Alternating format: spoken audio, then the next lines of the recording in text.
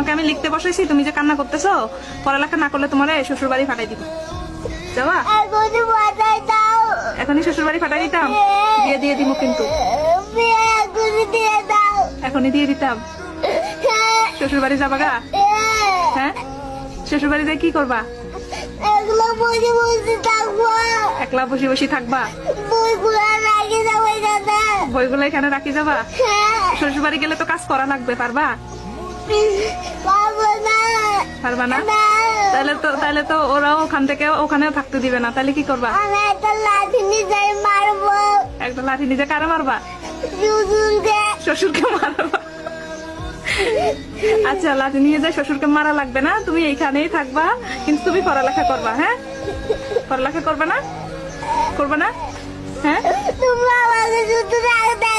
শুধু রাগ দেখায় তো পড়ালেখা করবা না? পড়ালেখা করবা না? তোমাকে আমি লিখতে বলছি, তুমি লিখবা না? হ্যাঁ, লিখলে তো তুমি বড় হইতে পারবা, তুমি অনেক কিছু বুঝবা, লেখাপড়া করো তো ভালো, ভাত খাই বড় হইতে পারবা, পড়ালেখা করলেও তো ভালো।